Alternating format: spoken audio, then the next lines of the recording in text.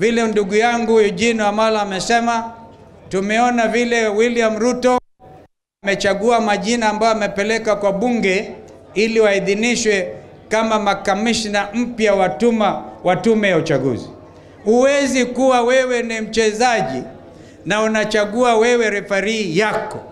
Haiwezekani. Kwa hivyo mimi nilimwandikia barua William Ruto, hajajibu. Nilimwandikia Raila Odinga kama prince, sijapata majibu. We are not going to allow this thing to go easy. Lakini kama vile ndugu yangu amesema, sisi tuko tayari. Hata Ruto mwenyewe akijifanya ndiye chairman wa IBC, Ruto must go.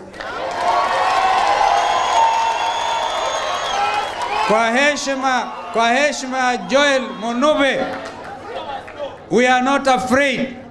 Vile Trump alikuwa announced president wa America, nobody knows tume ya uchaguzi ya America ilikuwa na kina nani. Tutachaguana katika kila polling station, 20,000 polling stations in this country, na tutatangaza mara moja. We will not need your IEBC. Wakenya wataamua wao wenyewe. Kwa hivyo hatuna uoga. Na mbai tumweka kwengo. Matokeo hayo yakitoka, ni lazima yajulikane exactly what happened. Hiyo tunafuata kimakini kabisa. Na hayo mengine amesema juu ya mambo ya Kenya hii.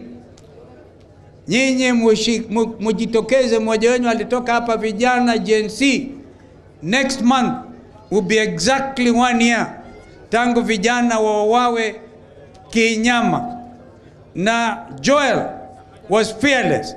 He never asked me for 1 cent. Ati nataka mheshimiwa tuende Nyamira, nataka tuende wherever. Alikuwa anajitolea na pesa zake. Because he knew where he wanted to take this country, is ward ya Kariobangi North na Nairobi kwa jumla. Kama kuna corruption in Nairobi County, huyu kijana alikuwa fearless. Na nyinyi mnajua hivyo. So the rest of you county assembly members, please muwe na roho ya ujasiri kama ndugu yenu ambao mmekuja kumsindikiza leo. Msiwe watu easily compromised. Kile ambacho kinaua uchumi wa Kenya hii ni wizi wa pesa za umma. Hatutakubali mheshimiwa Eugene ugatuzi umalizwe na Ruto. We shall say no. Dawa ya Ruto iko mbele yenu na tutampeleka nyumbani mapema sana.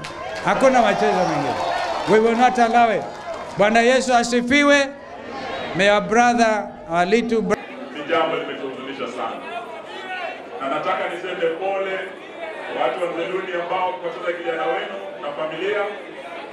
Niseme pole kwa familia ya Kariobangi. Niseme pole to the colleagues wa ndugu wetu Joel. Mheshimiwa Speaker and honorable members, I have never seen solidarity and love for colleagues kama ile mmeonyesha hapa ni siku ya leo. I salute you, honorable members, for your solidarity. Over 100 honorable members have traveled all the way kuja hadi Mwingi. Na mimi nikija nilikuwa nauliza ni wapi. Na Ukambani, Ukamba akikwambia ni hapa tu, usifikirie ni karibu namna hiyo. Najua wale umetoka Nairobi asubuhi kama mimi, umekuja mwendo wa mbali sana. Yaani Mkamba anakuambia tu Nova, unakiwa umefika kumbe bado. Ujue hawa jamaa walikuwa long distance traders. Walikuwa wanatembea hadi kule pwani.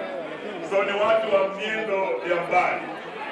So coming all the way as the Kariobangi family, kusindikiza kiongozi wenu, umetoa heshima kubwa sana. But for the honorable members, there is only one way you can honor your colleague. Huyu Joel alikuwa ni mtetezi. Na tumesikia kwa wale alikuwa anatetea Kariobangi North Ward. Jimdola mpo. Poleni, you have lost your leader. Lakini pia huyu Joel alikuwa anatetea ugatuzi, devolution. And MCAs are the foot soldiers of devolution. Leo mkiwa hapa, I want to tell you today, Joel has died, but devolution is dying in our country. Musiposimama imara, UMCS are the foot soldiers of devolution. I can tell you as the last minister of devolution, devolution is dying in our country. Ninyi mmesema mambo hapa, ndugu yetu ametoka Nakuru Bwana Kariuki. And I want to agree na yale Bwana Kariuki ame-raise. Those are valid issues. Devolution holds the key to a more equitable Kenya, to a more just Kenya, to a more inclusive Kenya. Na lazima tuone ya kwamba yale ndugu yetu amesema, ugavi wa rasilimali za Kenya kwenda to every ward lazima iwe institutionalized, so that ile ward fund iweze kuwekwa kwa sheria na wewe MCA upate pesa zako bila kupigia gavana magoti. Pili, our county assemblies must get autonomy. Tunajua ya kwamba Senate imekwenda pisha sheria.